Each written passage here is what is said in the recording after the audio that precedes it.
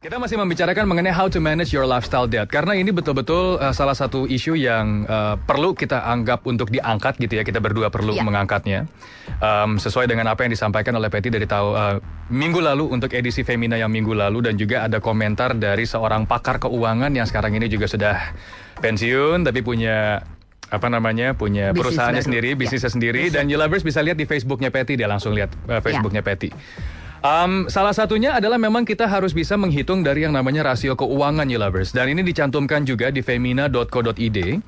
Jadi yuk kita coba perhatikan deh cara kita hidup sekarang ini, you lovers. Jadi salah satunya adalah nggak ada salahnya untuk kita melakukan langkah pemeriksaan berikut ini. Paling tidak pastikan dulu kita dan keluarga hidup dalam kondisi keuangan yang sehat. Nah, salah satunya adalah bagaimana caranya untuk menghitung rasio keuangan itu seperti apa. Ada 3 ternyata, you lovers. Yang pertama adalah rasio menabung. Rasio menabung itu seperti apa, Pat, kira-kira? Ya, jadi keuangan sehat harus memenuhi 3 rasio ini ya. Ya, betul. Yang pertama adalah rasio menabung. Ya. Rasio menabung itu adalah rasio pertama. Hitung berapa bagian dari penghasilan bersama tiap bulan yang berhasil ditabung atau sisihkan. Atau kita sisih, ini bersama kalau dia udah suami istri ya. Kalau misalnya masih lajang berarti penghasilan dia sendiri. Betul. Jangan penghasilan pacar orang lain. Ini bisa berbentuk menabung di tabungan, investasi rutin di reksadana atau emas, bahkan dalam bentuk asuransi. Oh, berarti kita harus mencoba untuk lebih dari sekedar menabung. Sekarang ini kita berinvestasi berarti. Benar, biarkan uang Anda bekerja. Untuk kita. Untuk kita. Minimalnya adalah kurang lebih rasionya 10%. 10%. Itu adalah untuk rasio menabung atau kita berinvestasi kurang lebih. Rasio mencicil utang. Nah, ini rasio kedua nih.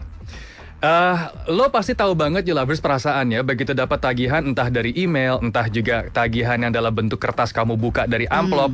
Terus tiba-tiba, you know that feeling saat cicilan sudah nyaris menjadi 0. Ya, seneng banget itu ya. Rasanya happy banget kan.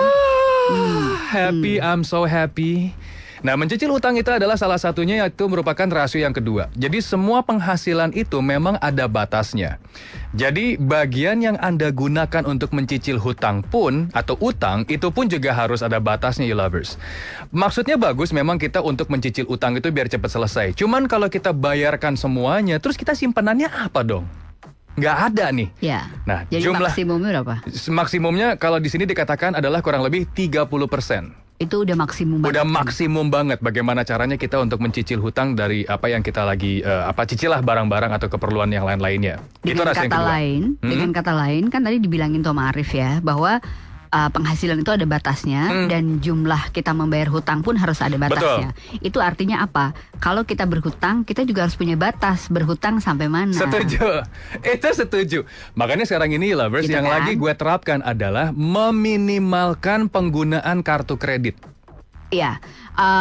Di manage aja, karena kan sebenarnya kalau manusia modern tuh kayaknya nggak bisa lepas ya dari kartu kredit gitu. Karena ada beberapa barang yang mungkin sebenarnya kita ingin memilikinya, tapi kita belum bisa membeli cash gitu ya. Cash.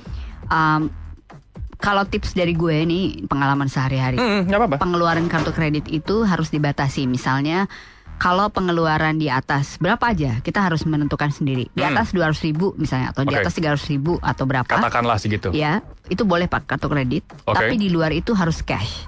Sehingga kita nggak main gesek aja. Karena kalau kita menggesek, kita punya satu kecenderungan merasa kartu kredit itu adalah uang lebih. Padahal itu adalah hutang kan. Betul. Ada bunganya pula lagi. Iya, itu yang orang lupa. Tinggi banget. Ada orang belanja 200.000, tapi pada saat kita membayarkannya itu nilainya lebih dari 200.000. Ya. Itu yang betul-betul harus diingat juga ya lovers. Itu rasio yang kedua. Rasio yang ketiga adalah dari dana darurat. Ini yang paling penting juga ya. Betul, gue setuju akan hal ini nih. Kan selalu ada sedia payung sebelum hujan katanya gitu ya. Nah, jadi dana darurat bisa kita kumpulkan selama 1-3 tahun ke depan. Jadi ini jangka panjang ya. Jangka panjang berarti oke. Anda juga bisa menyimpan alokasi dana darurat ini di produk yang liquid dan berisiko rendah seperti tabungan, deposito, reksadana pasar uang dan logam mulia. Emas. Oke. Itu beda sama yang menabung tadi ya. Kalau menabung tuh dia boleh nggak liquid. Boleh. Ditabung ya. Ditabung, betul, ditabung. Gitu. ada banyak teori tentang berapa banyak dana darurat yang Anda miliki atau harus Anda miliki, tapi paling sedikit Anda harus punya uang yang memang parkir tidak pergi kemana-mana dan siap digunakan untuk hidup 1 bulan ke depan. Oke, itu kata kuncinya ya, parkir dan siap untuk digunakan 1 bulan ke depan. Minimum. Minimum. Kalau terjadi apa-apa kan. Minimum, no on mic 3 kali. Ya, tentu saja jika sudah menikah dan punya anak, jumlah ini perlu lebih besar. Ya. Anda harus bisa memastikan keluarga bisa makan untuk 9 sampai 12 bulan ke depan. Oke. Serem nggak lo? Ini memang betul loh. Setahun, jadi setahun ya? Ya, karena ada anak-anak ya. Kalau Betul. misalnya single sebulan deh gitu. Lo pokoknya jobless gitu misalnya atau apa deh gitu selama sebulan, tapi berarti dalam bulan itu lo harus mulai mikir abis bulan kedua harus ngapain. Kan? Malah kalau gue pernah ngobrol sama konsultan keuangan yang lain, dia lebih